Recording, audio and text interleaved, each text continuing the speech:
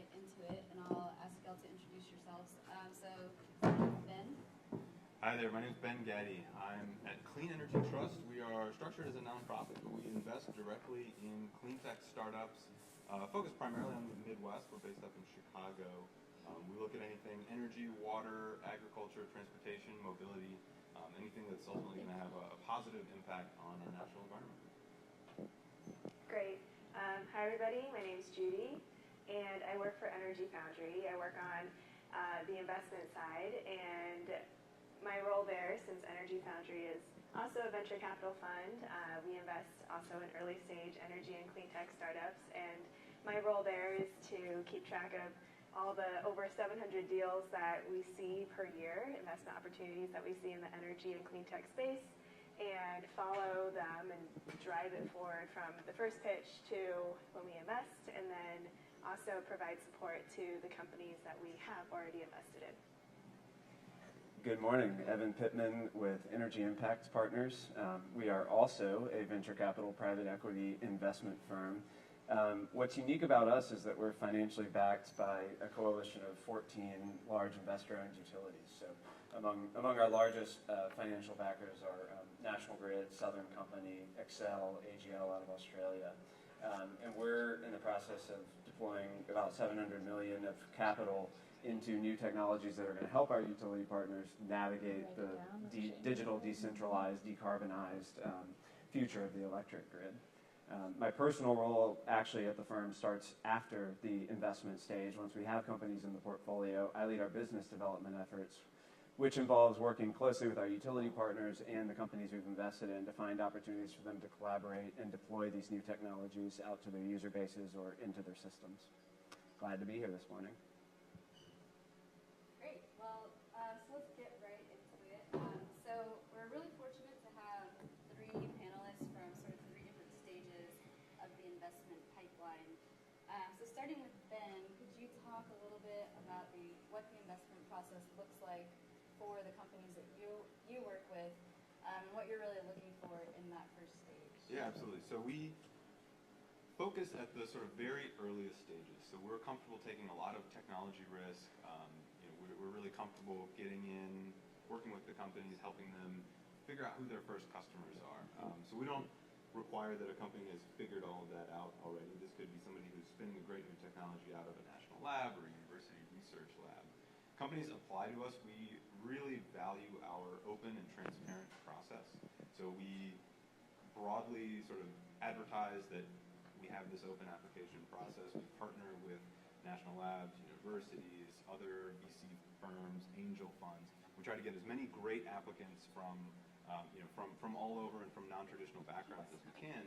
And that's actually led to some really great diversity outcomes. You look at our portfolio, we've got a lot of first-generation Americans who are founders of companies in our portfolio. We've got great representation of female founders. It's not quite 50-50 yet, but we're hopeful that it'll keep trending in that direction. The companies apply through this open process. We put them through a panel with 80 outside experts who volunteer their time to help evaluate these companies. We select the top dozen or so, and then we really dig in deep. We work hand in hand with the founders. We do a lot of the technical diligence by working with the national labs and other experts. We do the customer discovery calls. And ultimately, we invest in about 3 to 5 companies a year. And then we take the board observer seat. We work with these companies. We help them sort of on a day-to-day basis build their company until they're ready for somebody like an Energy Foundry and then eventually an Energy Impact Partners. Great. Judy, what about you? Yeah, that was a great lead-in. So out of the over 700 investment opportunities that we see, a large portion of them do come from business plan competitions, incubators, accelerators that we have contact with and refer us good startups in their network. And a lot of other times it's kind of cold applications or referrals that reach out to us. So it doesn't matter from what source the startup comes from. We review everything that comes in, and it's kind of it's an ongoing process since we don't have like a program that runs each year. So we get a startup that applies or is forwarded to us, and then we review materials, make a decision if we want to hear the pitch or talk to the entrepreneur, and then we have basically, if we decide, the team decides, we have a conversation, we decide if it's interesting enough to dig in more, and we collect a huge list of questions to bounce off with the startup, to bounce off with other people we know, large corporations, utilities, to really test and see if what the startup is proposing is something people will pay for. And a lot of times from experience we have a good idea already, so a lot of times we see an interesting idea and then we make a yes or no decision pretty quickly. Some other times it takes us quite a long time, and that due diligence process can take 2 months to 4 months to 5 months, and then ultimately we invest anywhere from a few $100K to $1.5 million at first, and then we reserve about the same amount for follow-on funding when the company wants to raise again after we've invested already. So typically we're investing in the seed or Series A rounds. Sometimes we invest in Series B rounds, but it really depends on what's going on. So as you gathered by the seating order, we're a little bit later stage at Energy Impact Partners, typically looking for technologies that have a bit of traction in the market and are really ready to for our utility partners to deploy. So that's, typically we're investing a check size of $10 to $30 million and investing in like a Series B, Series C round, companies that are really poised to enter the growth stage. Exceptions are made. Occasionally we'll invest in Series A and earlier stage companies and write smaller checks as well. When we evaluate investments, we actually use a matrix, and we plot every potential investment opportunity on that matrix. One axis is, as all VCs are interested in, financial attractiveness, and the other axis is strategic relevance to our partners. So our process doesn't always unfold this way, but typically if we're considering an investment, we would bring that company into one of our monthly council days where we have the designated ambassador from each of our utility partners in attendance. That company would pitch, and we would actually ask the partners, how strategically relevant do you view this for your business? And so companies that score well on that, and also companies that we perceive as financially attractive, ultimately are where we invest. In terms of financial attractiveness, we look at the typical things you hear most people say, the attractiveness of the market that the company's trying to address, both in terms of total size as well as sort of competitive dynamics in that market, really strong mission-driven teams and passionate leaders, and customers that have really positive things to say about them. We, especially if they're part of our coalition and can give us an insider view into what it's like working with that company, that carries a lot of weight with us. Great, thanks. So, Evan, a question for you. It seems like sometimes VCs are not that excited about investing in companies whose target market is utilities. So can you talk about why that is, and what can startups do to sort of overcome this hesitance from the investor community? Sure. EIP was created to solve that problem, so the cute answer is take EIP's money.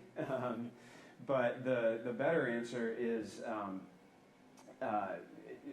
very true that the utility market is hard to break into for startups, and we all know, I'm sure in this room, a lot of reasons for that. Risk aversion, maybe some cultural issues, certainly a long sales cycle. But I think beyond that, there's also, to some extent, a lack of understanding of the industry and the business models of utilities within some startups that we see. And I don't blame them. It's an incredibly complex industry, understanding how actual electrical engineering works, plus the complexity of the regulatory paradigm and all of that. So my suggestion to someone trying to overcome that, who knows they're going to be selling to utilities and needs to demonstrate that they're going to succeed in doing that, my suggestion is demonstrate knowledge of that market. So bring an expert onto your team who understands the details of how utilities work, or get advisors that can counsel you on that, and come in and show that you understand the challenge that's ahead of you, and you know realistically how long it's going to take to really get traction in the market. Judy or Ben, do either of you have anything to add? I think that's a great overview, we are seeing companies get a lot smarter. When you look at the kinds of companies that were being founded in 2006, 2007, I think a lot of those companies made some serious blunders in how they approached, especially the regulatory issues. They didn't understand policy making. They didn't understand how to work with their local utility commission. They didn't understand how to communicate with policymakers, both at the local level, at the state level, in Washington. Founders are getting smarter. I think it's harder to form a company in this space today, and so the companies have to work a little bit harder. They are getting better, but there's a lot of room to help them. So that's one thing that we try to work with them on when they come to us. I would say that it's not a solved problem. There's not one sort of set of resources or one textbook you can read and learn all that. But it is something that's getting better, and that all the startups need to think about from the very earliest stages as they're developing their companies. And Judy, what do you really look for when you said the startups have to appeal to the market? So how do you tell when you're evaluating a company, what do you really look for to tell and make sure that the product or technology is actually a market fit?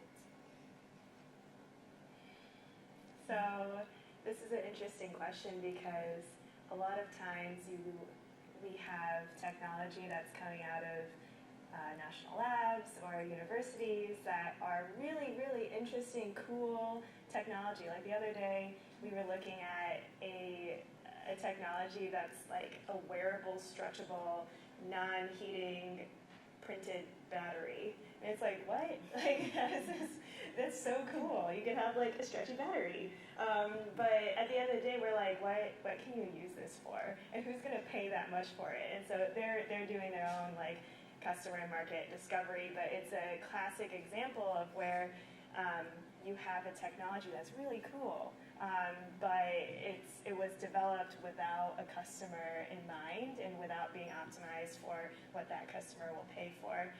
And that's not to say that this technology won't take off. It's just it's going to take some time to figure it out. And so for us, we really look for technologies that have been developed, and from the get-go, we're already talking to their potential customers so that those conversations have impacted from the start the way that the product has been designed, the way that the R&D has gone on, so that they're focusing on optimizing the right metrics and the right technological advancements in order to get it to market faster. Because what we don't want to see is a startup that has a cool technology but is trying so hard to innovate on the R&D side and develop like the next feature of this thing, but really either no one cares or it's becoming way too expensive that no one's going to buy it.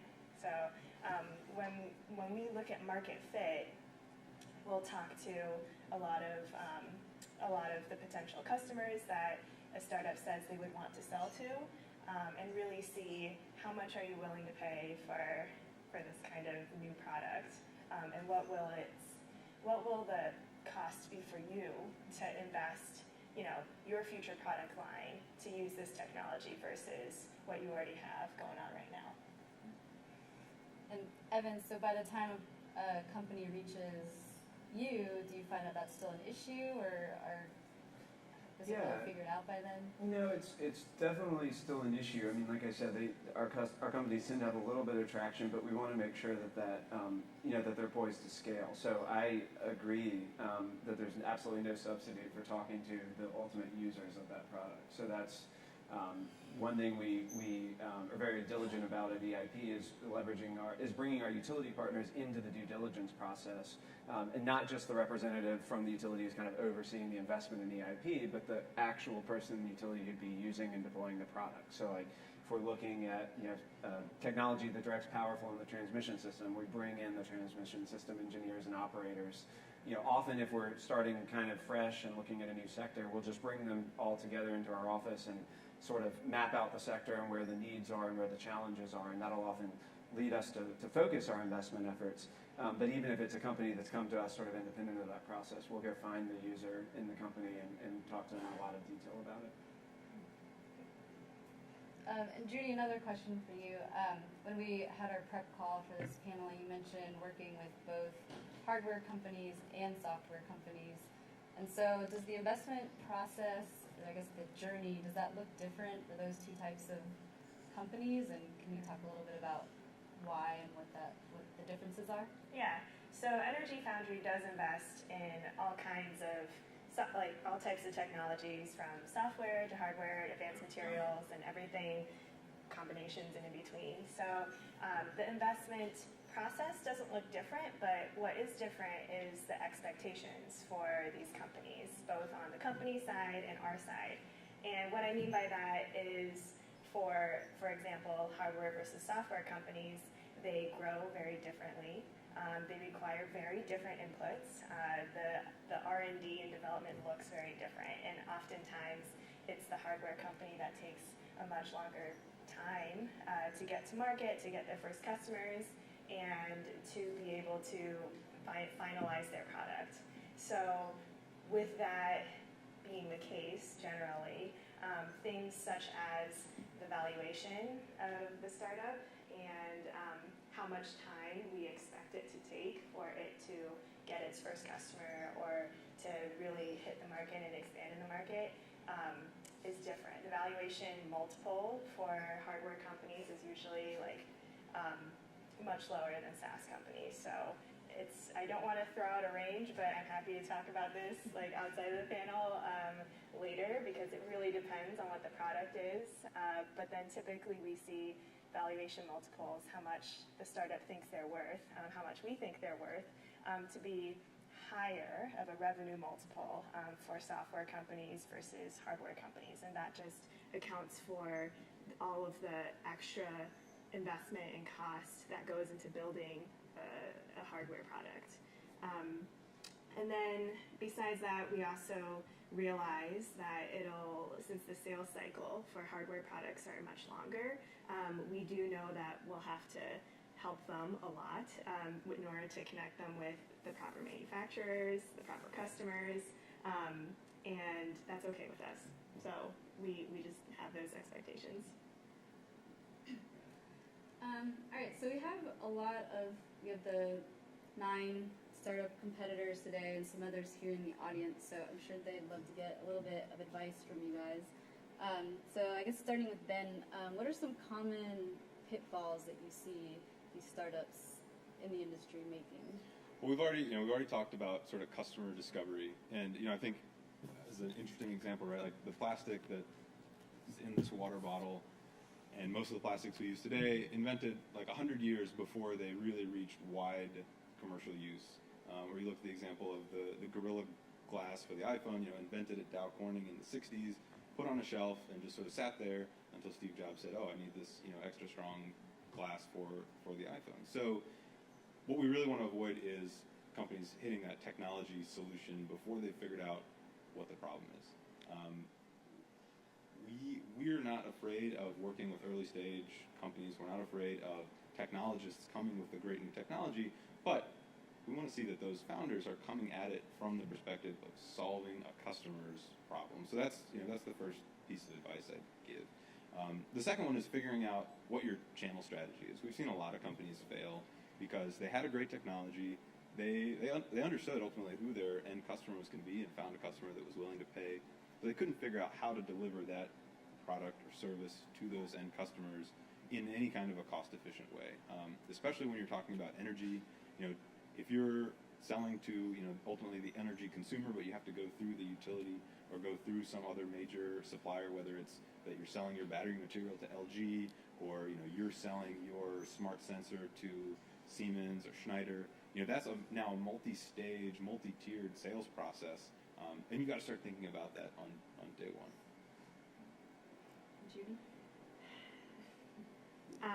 All right, so my advice is, we already touched on things like market fit, and I want to focus a little bit on valuation, which I touched on earlier, because to us that's really important. And the advice being, if you can get farther without getting venture capital investment, like that's actually better for your company. And so really being strategic about why you need the venture capital investment, because once in the early stage, once a venture capital investor is interested in investing, you're looking at giving up like anywhere from 20% to 40% of your company in that investment round, and it's got to be worth it to you. So the valuation number, the price of your company, it plays into what percentage you're giving up and how much you're raising. And so just really be strategic about why do you need this money, and can you get more customers, or can you get non-dilutive grants to help push you along without raising too much venture capital. So if I can jump in on that one, I totally agree, and I think, correct me if I misunderstood, but when she says, don't go after venture capital, she's including angel investors in that. One thing that we see is companies want to avoid going to institutional VCs because they haven't quite gotten enough traction, they haven't quite, gotten to the level where they can get an institutional Series seed, so they go to local angels and they raise a ton of money from local angels who are not disciplined about the valuation. And then you're in exactly that same problem where now you've got this huge cap table, you've got 40 of your uncle's rich friends on the cap table, and your valuation is like $35 million, and somebody like Energy Founders can be like, no, this is worth more like 10 today. Someday it's going to be worth 35, but it's not there yet. And then you're going to have to go back to all those angel investors and either give them some really bad news, or you won't be able to raise that next round. So I think valuation is totally key, but don't think that angels are going to solve that problem in the early stage. You have to be disciplined about valuation no matter who you're getting that money from. That's a really good point. I'd say at the stage of company we're working with a lot, one of the more common pitfalls I see is a lack of focus and rigor in sort of the BD and sales process. So we talked about earlier, we know the utility sales cycle is long and challenging. It's very tempting, I think, to chase any lead that comes your way and to try to make a sale. But that is sort of the path to ruin in terms of being a very big distraction for a small team. So make sure you have the right folks in place who understand a rigorous sales process and qualify your opportunities rigorously. And so it seems like in 2018, you really can't go anywhere, including start at ETS, without hearing a lot about blockchain and AI. So do you think that will hold true for 2019, or will there be some new breakthrough technology that comes out? What are your predictions? Yeah, I bet my bottom dollar that we haven't heard blockchain or AI for the last time. I think, look, the reality is when you talk about machine learning, artificial intelligence, okay, people can have different definitions of what qualifies as just sort of better data analytics versus what's true artificial intelligence, true machine learning, but ultimately that's going to be part of any company that's touching data, right? This is just going to be an integral piece, just like every company has some way that they use Excel. Every company is going to be using some form of machine learning, AI, whether they know it or not. So that doesn't go away. Blockchain, I think blockchain's a hard one because you don't want to be the person who, in 1993 said, oh, well, what's anybody ever going to use the internet for? This thing is just a novelty. It's just a toy. But at the same time, the same people in 1993 who thought internet was great, they couldn't have foreseen Facebook or Snapchat or Russian hackers meddling in elections or things like that. So it's hard to predict what's going to happen with blockchain. But yeah, there's no question that it'll be part of the conversation for a long time to come. I agree. I would say that it's we're still early in the conversations about blockchain. We haven't invested in a company that has a product that is based on blockchain at Energy Foundry. So we're still trying to figure out this market fit for this technology. Is it that valuable to these customers? And people are on yes it is and no it isn't. So we're still looking into that. And AI and blockchain are also advanced codes. There's a ton of other technology too that we look at, and we don't see one technology to rule them all in the energy space. The energy space is so complex and has so many different subsectors in it. So there's all kinds of technology all the time. And the way Energy Foundry looks at it is that we look for technologies that will disrupt a niche market, a small piece of the entire energy landscape. So with that thesis, we don't think there's one technology to look out for in 2019. We're looking across the landscape. Yeah, to echo Ben and Judy, we view AI and blockchain as potential tools to achieve some outcomes. So it definitely raises a red flag for us when someone comes to us and is like front and center, we're an AI company or we're a blockchain company. We're more interested in kind of what problem you're solving. But that said, I definitely think we'll still be talking about AI and blockchain at start at ETS next year. I think on the AI side, I'll just punt on the blockchain side, it's out of my area of expertise, but on the AI side, I think that what we'll find is, increasingly the focus shifting away from sort of the algorithm itself that's becoming kind of commoditized, and Google just released a big, open sourced one of their big algorithms. Where we're seeing the value is in finding the right use case, integrating it into the utilities business, and also preparing the data to be analyzed and drawing on the right data sources. So utilities will invariably find AI to be a valuable tool as they deal with this deluge of sensor data and satellite data and drone data and customer device data. But they'll also probably want to be thinking about, are there external data sources that they can draw on that can generate insights for them and help them manage their assets and their customer relationships better too. So at ETS 18, which was back in March of this year, we did a Slido poll like Jason did earlier, and we asked what the breakout technology would be, and it was overwhelmingly blockchain. And then what was the most overhyped technology, and it was overwhelmingly blockchain. So it's still yet to be seen, I guess.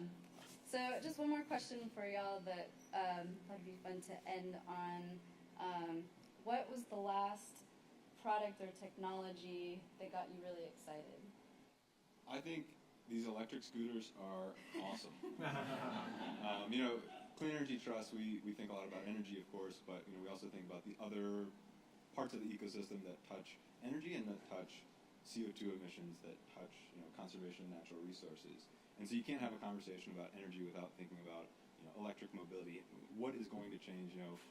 Someday we will have self-driving cars. Is it in 5 years? Is it in 15 years? I think that's not for me to try to predict, but when you have self-driving cars, do you then have all electric cars? Does that mean that now you've got electric bikes that take you the last part of that journey, or do electric scooters sort of solve some of those problems? So we're really interested in these new technologies. Right, 6 months ago, you didn't see these electric scooters anywhere, and now they are ubiquitous. So that goes to show how quickly something that was sort of out there, electric scooters existed, but now they're everywhere. Right, every street corner in downtown Austin is littered with these things. It shows how quickly things can change.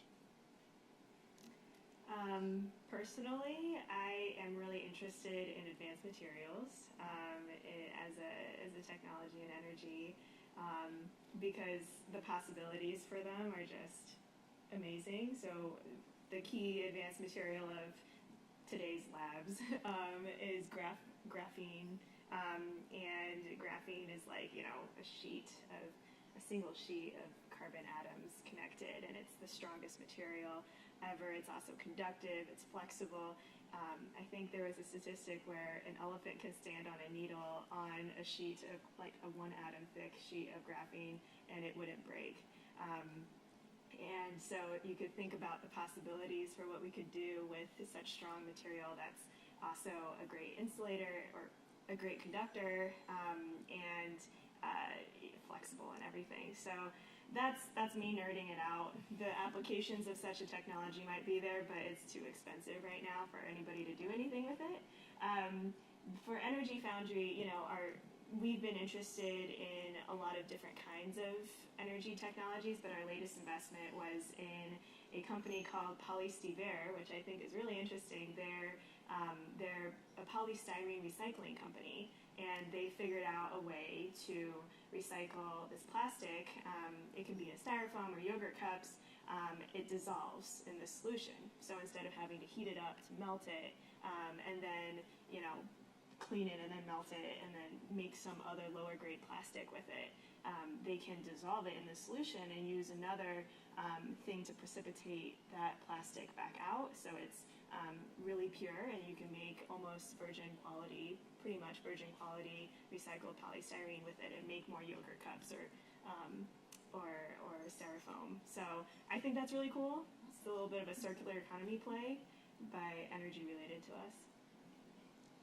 I'll pick up right where I left off the AI question and say I'm really excited about EIP's most recent investment in a company called Urbint that, to my point about sources of data, has essentially perfected the art of drawing on publicly available sort of urban and semi-urban data sources like public tax records and things that you would think would have no relevance to utility assets, but things like airplane flight paths, and aggregating that into a graph database and tying that into utilities' internal data sets, applying machine learning and helping utilities make significantly better, like 8x better predictions about which of their assets are at risk, whether that's natural gas pipeline corrosion or rotting utility poles. So that's and they're very, again, as I mentioned earlier, focused on use cases rather than sort of an enterprise-wide utility AI transformation. So I think that's sort of the path we're going to go down to really see AI making a difference in utility businesses. We could probably nerd out all day on cool technologies, but we're out of time. So thank you all so much for joining us today.